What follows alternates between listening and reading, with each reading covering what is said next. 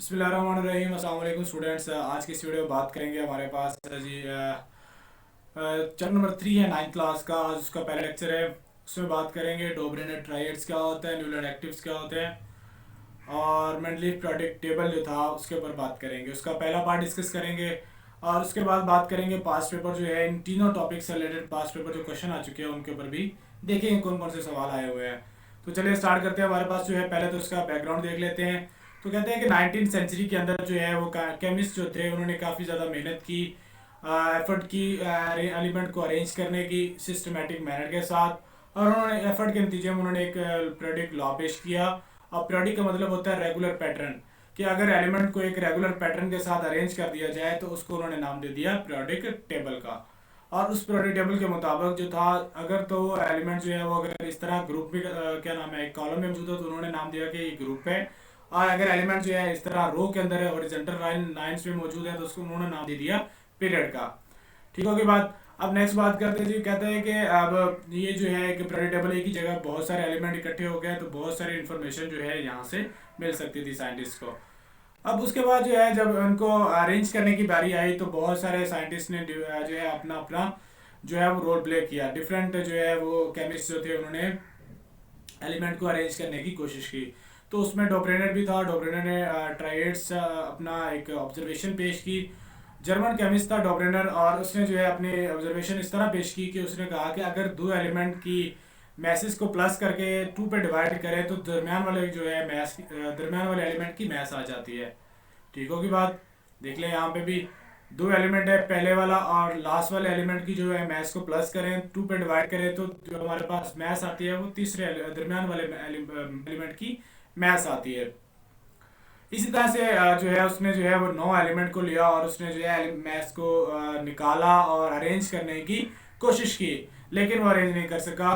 वो सिर्फ 9 एलिमेंट के बारे में ही इस तरह बात अपनी को कंप्लीट कर सका, लेकिन जो है वो बाकी एलिमेंट जो है उनको अरेंज करने में फेल हो गया। सिर्फ और सिर्फ 9 एलिमेंट को वो अरेंज कर सका।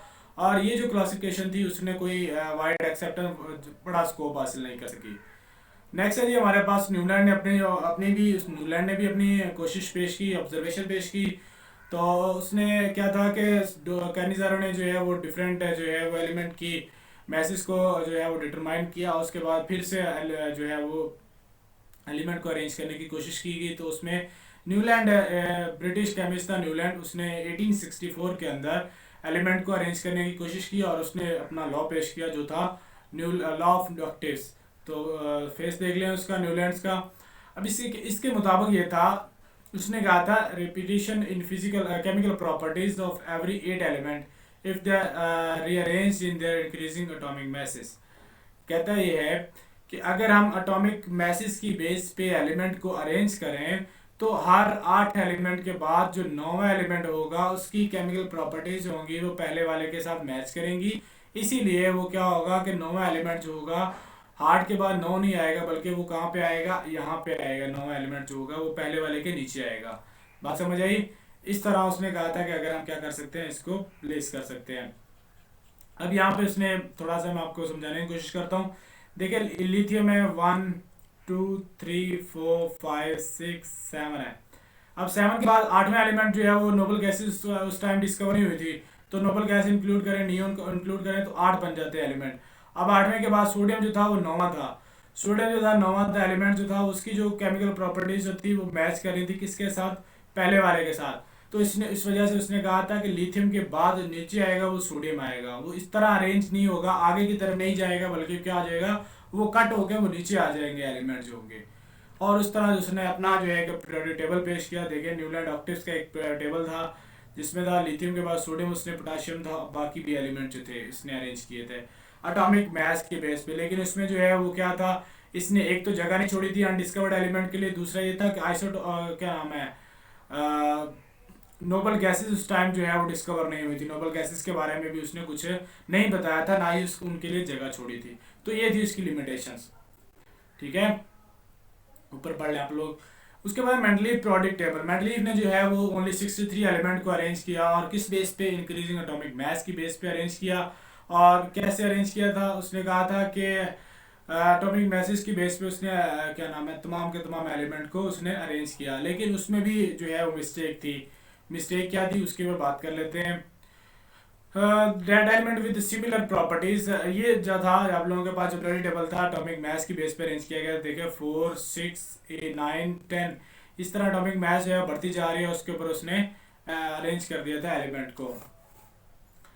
अब उसके बाद जो था वो कहता है similar properties were in the same vertical column. जो बात उसने बताई थी क्या नाम है न्यूलैंड ने, वही बात यहाँ पे भी उसने बताई है कि जिसके केमिकल प्रॉपर्टीज एक जैसे वो एक ही कॉलम के अंदर एक ही ग्रुप के अंदर आएंगे। और arrangement of element were called periodic table, और उनकी जो अरेंजमेंट होगी हम उसको नाम देते हैं पीरियोडिक टेबल का। और उसने भी अपना एक लॉ पेश किया और उस लॉ के मुताबिक ये था कि properties of the element, element की जो एलिमेंट की प्रॉपर्टीज एक जैसी हैं, जो प्रोडक्ट फंक्शन जिनका एक ही काम है, एक ही खसूसियात है उनकी, repeat its values after regular interval, एक खास इंटरवल के साथ वो रिपीट होती हैं। अगर हम एटॉमिक मास की बेस के ऊपर उनको जो है वो क्या करते हैं अरेंज करते हैं, तो वो जो हमारे पास आएगा, वो जो टेबल आएगा वो हमारे पास पीरियोडिक टेबल होगा।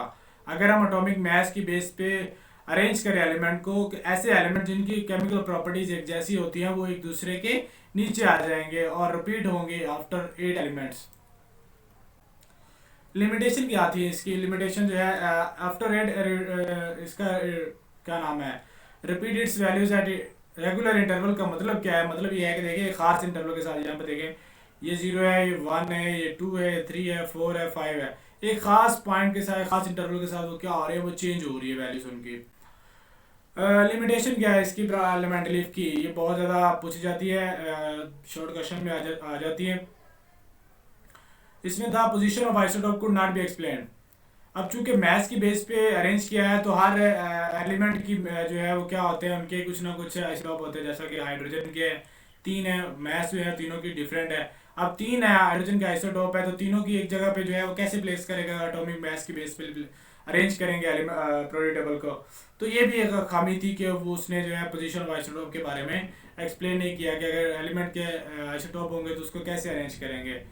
नेक्स्ट है जी no fix position for hydrogen. Hydrogen के लिए कोई खास पोजीशन नहीं रखी गई थी पीरियोडिक टेबल के अंदर। Wrong order of atomic masses of some element could not explain. कुछ एलिमेंट की मैस जो थी वो क्या नाम है कम थी, उसको जो है वो क्या किया था बाद में प्लेस किया गया था, लेकिन उसको भी एक्सप्लेन नहीं कर सका कि वो कैसे जो है वो अरेंज किया उसने एलिमेंट्स को। उसके बाद जो था 1913 के अंदर जो है वो हेनरी जॉन जेफरी मोजले था, कंप्लीट नेम है इसका। इसने एक नई प्रॉपर्टी डिस्कवर की और वो क्या थी, एटॉमिक नंबर थी। और उसने जो अपनी ऑब्जर्वेशन पेश की थी उसने कहा था कि एटॉमिक मास की बजाय अगर एटॉमिक नंबर को यूज़ किया जाए तो बहुत ज़्यादा जो है वो हेल्प होगी पीरियोडिक टेबल को अरेंज करने में। उसने अपना पीरियोडिक लॉ पेश किया और उसके मुताबिक ये था properties of an element are periodic function of their atomic number. Atomic number की बेस से अगर हम एलिमेंट को अरेंज करेंगे तो बहुत ज़्यादा जो है हमारे पास जो है वो कंक्लूजन जो थी हो जाएंगी, बहुत ज़्यादा जो है वो आसानियाँ होंगी हमारे पास जो है उसको अरेंज करने में। एटॉमिक नंबर क्या होता है? प्रोटॉन नंबर होता है या इलेक्ट्रॉन नंबर, आप लोग जो मर्जी कह सकते हैं, ठीक है। प्रोटॉन नंबर को ही हम एटॉमिक नंबर कहते हैं। तो हमारे पास मॉडर्न पीरियोडिक टेबल जो था वो क्या था? अब चूंकि सारी चीज़ें जो है उनको सबको इकट्ठा करके एक मॉडर्न पीरियोडिक टेबल अरेंज किया गया। मॉडर्न पीरियोडिक टेबल जो था वो क्या था, उसमें जो है एटॉमिक नंबर एक बेसिक प्रॉपर्टी थी, मोर फंडामेंटल प्रॉपर्टी थी। क्यों? क्योंकि उसके टू एस्पेक्ट थे, टू रिस्पेक्ट्स जो है वो क्या नाम थे इसमें, मतलब टू इम्पोर्टेंट पॉइंट्स जो थे वो ये थे कि एटॉमिक नंबर जो है वो एक खास इंटरवल के साथ बढ़ रहा होता है। जिस तरह आप लोग देखेंगे पीरियोडिक टेबल अरेंज हुआ 1 2 3 4 अप टू 7 इस तरह जो है वो अरेंज होता है। और हर एलिमेंट का एटॉमिक नंबर जो होता है वो क्या होता है, वो एक खास होता है, स्पेसिफिक होता है। तो मॉडर्न पीरियोडिक टेबल जो था वो किस बेस पे अरेंज हुआ था? According to mass number, atomic number की बेस पे अरेंज हुआ था। मिस्टेक होगी, एटॉमिक नंबर बार बार याद रखनी बात। Modern periodic table atomic number की बेस था और जो मेंडलीव था क्या नाम था वो एटॉमिक मास की बेस पे अरेंज हुआ था। तो उसमें होता क्या था मॉडर्न पीरियोडिक टेबल में, क्या था, कहता है कि अगर हम इंक्रीजिंग एटॉमिक नंबर की बेस पे अरेंज करते हैं किसी एलिमेंट को, तो होता क्या है कि हर 8वें एलिमेंट के बाद जो 9वां एलिमेंट होता है वो पहले वाले एलिमेंट के साथ उसकी प्रॉपर्टीज मैच करती हैं, उसको एक ही ग्रुप के अंदर रखा जाता है, उसकी एक ही जैसी इलेक्ट्रॉनिक कन्फिगरेशन भी होती है, ठीक है। अब कैसे होती है हम बात कर लेते हैं उसके ऊपर भी। उसने बात बताई कि अब देखिए लिथियम है ठीक है। अब लिथियम के बाद 8 एलिमेंट आएंगे, एक एक दो तीन चार पाँच छः सात, क्या नाम है, इंक्लूड होगा ये वाला भी। एक दो तीन चार पाँच छः सात आठ। अब 8 एलिमेंट है, पहले से स्टार्ट होना, मैंने दूसरे से स्टार्ट किया था। आठ आठ एलिमेंट के बाद जो 9वां एलिमेंट आएगा, जहाँ पे यहाँ पे जो 9वां एलिमेंट होगा वो यहाँ पे नहीं आएगा, बल्कि कहाँ पे आएगा, पहले वाले के नीचे आएगा। क्यों?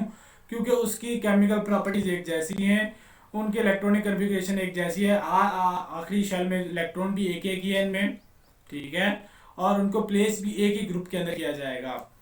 हाँ, after 8 element, 9th element had similar properties to the first element. जो 9वां एलिमेंट होगा वो क्या होगा, उसकी प्रॉपर्टीज होंगी वो पहले वाले एलिमेंट के साथ मैच करेंगे। यहाँ पे ये बात हम पीछे भी करके आए हैं। ये देखिए लिथियम की जो प्रॉपर्टीज हैं वो सोडियम के साथ मैच कर रही है, तो क्या होगा, लिथियम जो होगा वो लिथियम के नीचे आएगा सोडियम जो होगा। ठीक होगी बात।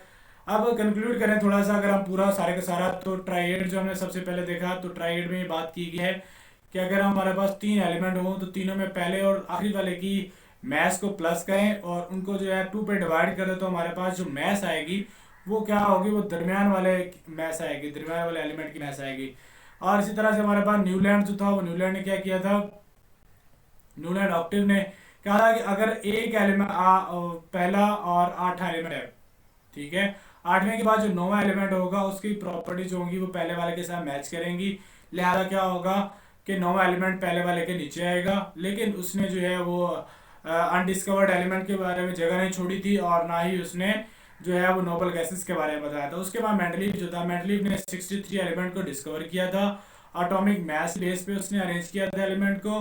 और फिर उसने क्या किया था, उसमें भी लिमिटेशन जो थी, वो लिमिटेशन क्या थी, लिमिटेशन इस तरह थी कि आइसोटोप के बारे में उसने नहीं बताया था। आइसोटोप जो है वो एलिमेंट का, चूंकि मैस जो है एटॉमिक मैस की बेस पे अरेंज किया था, तो हाइड्रोजन, जिस तरह हाइड्रोजन के 3 आइसोटोप हैं, तो तीनों की डिफरेंट मैसेज हैं, तो उनको कैसे अरेंज करना था उसके बारे में बात नहीं बताई थी। हाइड्रोजन के लिए फिक्स पोजीशन नहीं बताई थी। और रॉन्ग जो है, कुछ एलिमेंट की रॉन्ग जो है एटॉमिक मैस लेकर उसने जो है उसको अरेंज किया था एलिमेंट्स को। और लास्ट पे हमारे पास मॉडर्न पीरियड टेबल है। मॉडर्न पीरियड टेबल के मुताबिक जो था वो किसके ऊपर बेस कर रहा था, एटॉमिक मास की बेस के ऊपर, एटॉमिक नंबर की बेस पे ऊपर अरेंज कर बेस कर रहा था वो। उसमें 2 पॉइंट थे कि हर एलिमेंट एक खास इंटरवल के साथ जो है वो क्या हो रहा था, एटॉमिक नंबर बढ़ रहा था। हर एलिमेंट का एटॉमिक नंबर जो था वो फिक्स था। अगर एलिमेंट को अरेंज किया जाता है तो हर 8 एलिमेंट के बाद जो 9वां आता है वो पहले वाले की प्रॉपर्टीज उसकी सेम होती हैं, उनके इलेक्ट्रॉनिक कन्फिग्रेशन भी सेम होती है, उनको एक ही ग्रुप के अंदर प्लेस किया जाता है। जैसा कि सोडियम, पोटाशियम है, रुबिडियम है, सीजियम है, इनके आखिरी शेल में एक ही इलेक्ट्रॉन होता है। इन तमाम की प्रॉपर्टीज एक जैसी होती हैं, ठीक है, एक ही फैमिली से बिलोंग करते हैं। ये भी बात आगे आप लोग पढ़ेंगे। नेक्स्ट है जी क्वेश्चन, देखिए पास्ट पेपर क्वेश्चन आ चुके हैं। व्हाट आर ट्राइएड्स, क्या होता है ट्राइएड्स, आप लोगों ने देखा। Main by periodic function, periodic function मैंने आप लोगों को बताया। Repeat its values after regular intervals, हमारे पास जो है ये देखें 17-15 में आ चुका है, ये 17 में आया है। और मेंडलीव पीरियोडिक टेबल लॉ और मॉडर्न पीरियड लॉ, इन दोनों में फ़र्क क्या है, इसमें जो है क्या नाम है, क्या किस बेस पे अरेंज किया गया था, एटॉमिक मास की बेस पे, ये एटॉमिक नंबर की बेस पे प्लेस किया गया है। और ये मेंडलीव पीरियोडिक लॉ जो है इसके बारे में भी डेफिनेशन पूछी गई, तो ये चंद डेफिनेशन जो थी इस टॉपिक से रिलेटेड थी। अगर आप लोग